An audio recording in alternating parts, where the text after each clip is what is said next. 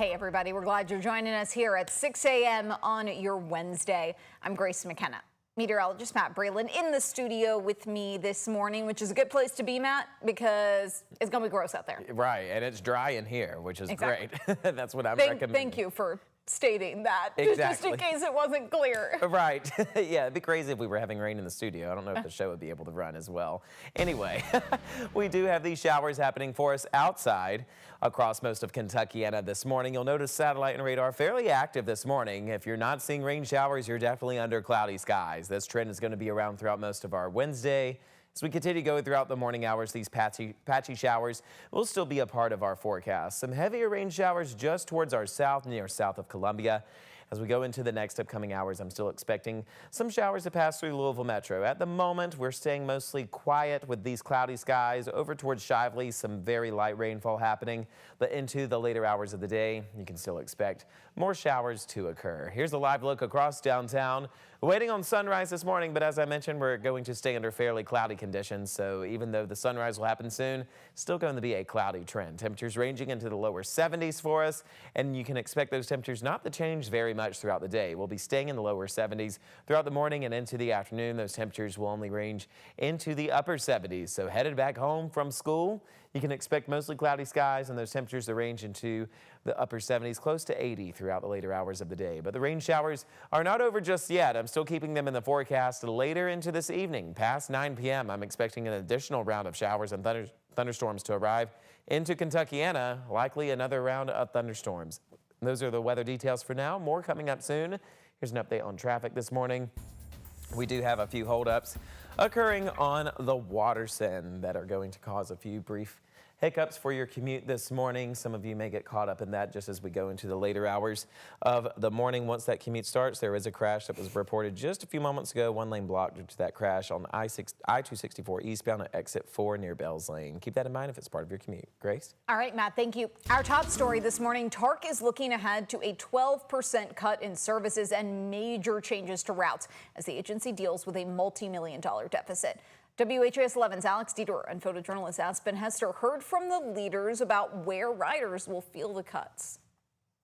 Longer walks to the bus stop, reduced routes, and even cut bus routes are coming to some TARC riders. I can see that changes in the bus route has caused me to be late from getting from my destinations from time to time. Major changes longtime rider Donald Steels is already feeling, as TARC faces a massive budget deficit. By making these changes, we can get out to the FY 29 or 30 budget before we have to start talking about the financial cliffs again. And we thought that was the right thing to do. TARC Executive Director Ozzie Gibson says the new route network will have 12% less service than right now, with most of the reductions in Middletown and South Louisville. There's less service or service reductions or some kind of significant reduction in places with lower density, in places where it's not very walkable. While some riders may now have a longer walk to their bus stop, TARC says their goal is to decrease wait times. One way they're doing this is by adding a temporary hub in downtown, which will be a transfer spot between routes that don't run as often to bring more people to one central point. Right along Muhammad Ali Boulevard is where the new centralized TARC hub is going to be, which sits right next to where the old Greyhound bus station used to stand. Will the service reduction mean reduced staff? A question TARC Union President Lillian Brentz is watching closely. You know, it's not just about bringing home a paycheck. It's also, you know, knowing your passengers. And so the way the plans are changing everything, you know, that's a whole new group of people. Hopefully a lot more people will utilize the service in which we provide. For now, the transit around the River City will require creativity and patience. Alex Dieterer, WHAS 11 on your side. All the changes are set to officially take effect in August of next year. Despite all of that, Director Ozzie Gibson said TARC is still able to provide drivers for all JCPS magnet schools. Gibson said the schools will be served on a regular basis during the morning and afternoon bell times. TARC and JCPS will continue to inform families and students about all the network changes. Meanwhile, one Kentucky Republican lawmaker is promising absolute war on JCPS if the district tries to raise taxes to cover its own budget deficit. That shortfall has soared to a whopping $188 million. District officials say unexpected facility expenses are also driving costs higher. They admit it's a financial crisis for the near future. Republicans in Frankfort tell us they will block any local tax increase, while some Democrats argue the General Assembly should invest more in public schools. Republican Jason Nemes of Middletown told our Isaiah Kim Martinez the legislature will not let the board raise taxes.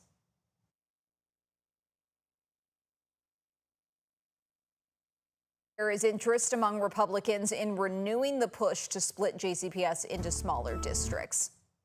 Another big education story we're following this morning. The Kentucky Department of Education is switching its state-funded college admissions exam from the ACT to the SAT. Beginning this spring, all high school juniors will take the digital SAT during school hours. The state awarded a 4-year contract to the College Board at a cost of $30 a student, which potentially saves the Commonwealth $350,000 a year. Officials say the move will give students free access to personalized practice through Khan Academy and faster score reporting. Riverlink is making a big change, dropping the company's current service provider after reports of billing mistakes and long customer service wait times. We told you about this yesterday. We got some new details this morning. In the past, some drivers have even said they were sent notices for tolls they didn't know.